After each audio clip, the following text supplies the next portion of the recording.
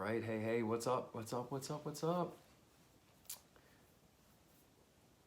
Hope you're doing well on this Thursday. Hope you're having a great day. Hope you are doing awesome. All right, so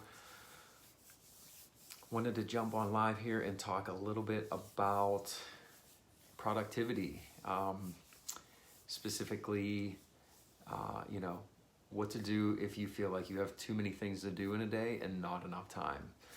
Do you always feel like you have this laundry list of things to do and find yourself either not doing any of them or not doing some of them, or not completing all of them in the day or the week that you want to get them done? So this was a topic that's come up a bit lately. I actually made a post about this a week or two ago, I think it was, and I got some really cool responses to the question of what would you do if you had an extra hour in the day. I know a lot of people said they would work on that to-do list, and had a great discussion tonight in my mastermind group about this topic. One of the guys, Ryan Lynch, thanks for all the suggestions on what I'm going to talk about today. I'll show you guys in a second. But had a great discussion and a lot of good info just about productivity and how you can be more efficient with your time and use it more wisely. And thought I'd share some of these things with you. So I have 5 of the things out of 15. So Ryan gave us this really cool, probably can't see it too well, but really cool little list, 15 things, 15 surprising things ultra productive people do differently. And this is something that was done by an author, Kevin Kruse. He's interviewed hundreds of entrepreneurs, straight A students, Olympic athletes, a lot of billionaires, Mark Cuban being one of them that he named specifically. So some pretty good list of people here, but wanted to share 5 of them with you. If you want the rest of the 10, reach out. I'll share them with you. Ryan was cool enough to give us this printout today. So these were my 5 favorites, and a couple of them we actually talked about. We talked extensively about setting your priorities on a daily basis. This is something that I do every single day. I have a few things that I do every single day. They're always on my priority list. More of like the daily habits, the daily actions that I take. And then I have the other things that I want to accomplish that are specific for that day or maybe the next couple of days. So really setting that priority list, I think, has been something for me that has been super helpful.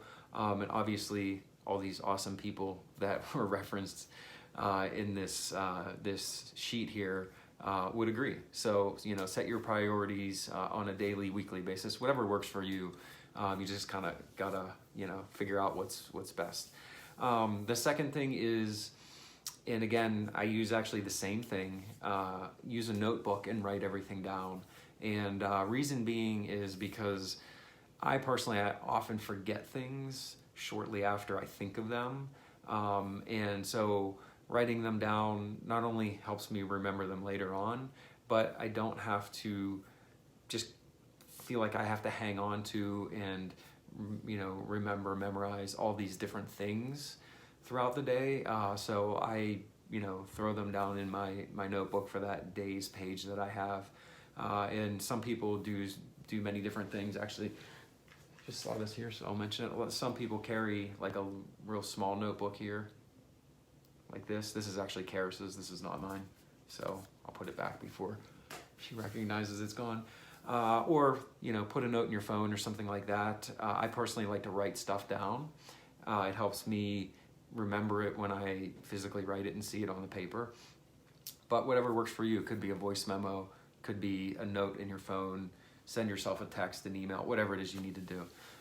But write it down. You have it for later. You can come back to it. Maybe you review your day's activities and things like that, and you see it, and it helps you remember it more.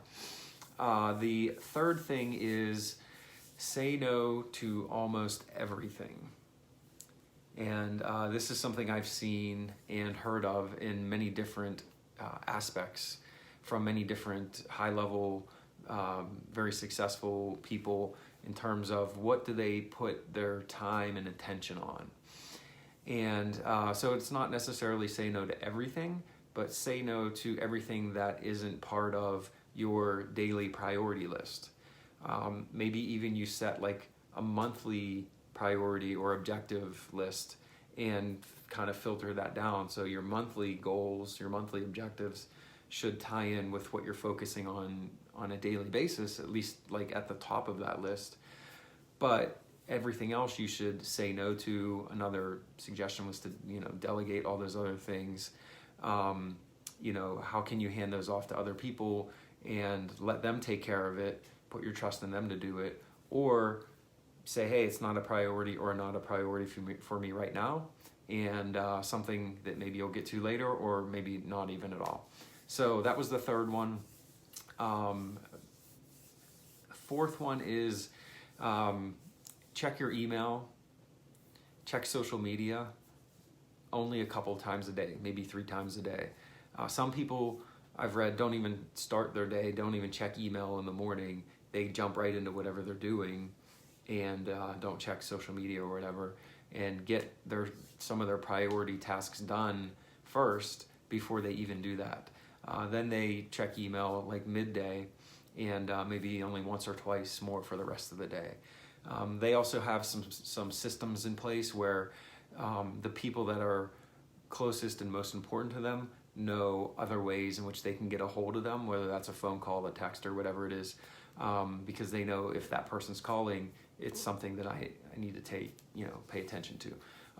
So don't let the scrolling, don't let the responding to every single email that comes through take up a lot of time in your day when you could be or would like to be spending more time on those other things that are a higher priority to you. And the fifth thing is have a consistent morning ritual.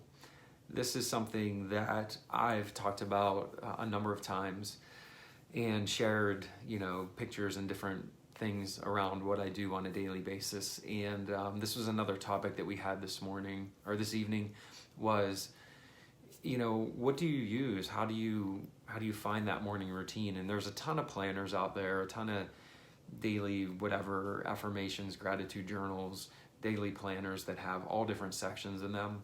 Don't overanalyze it. Just try one and see how it works. If you like it, keep using it. If you don't, maybe you take 2 or 3 things from it and incorporate that into something else that you're using. That's actually how kind of it transpired for me. Was I bought a planner. I really liked it. The downside was that it only lasted for about 3 months, so I had to keep buying them, and cost was it was a little bit of an issue in terms of not wanting to keep paying for them, but it was more space and like carrying them around. I didn't want to carry like 4 notebooks with me all the time that were like kind of thick and a little bit heavy. So it was more of how can I still accomplish some of these things that are in here, but do it in a more efficient way. And so I changed to a different type of notebook and wrote all the sections out myself. And then recently I went to this Rocketbook, which is it's an erasable notebook and maybe like 20, 30 pages in it or something like that. So there's plenty of space to use it for about a week or 2. And then I can take a picture, save it digitally, but then erase everything off of it. And so I've kind of evolved from trying out 1 or 2 different planners to here's where I'm at now and seeing, how I can kind of fit in the things that work best for me.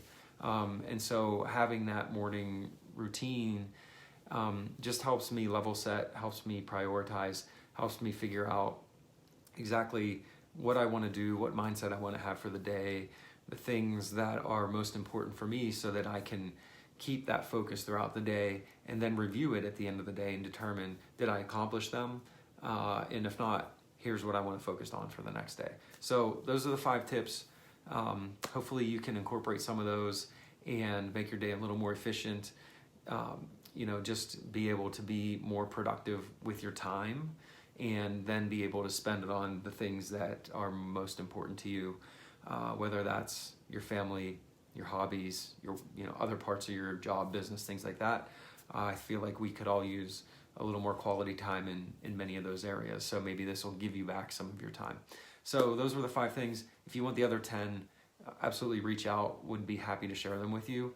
And appreciate Ryan for sharing this with me. I thought it was a cool little graphic, and definitely got some good conversation going on around that. So happy to help you out if you are interested in those.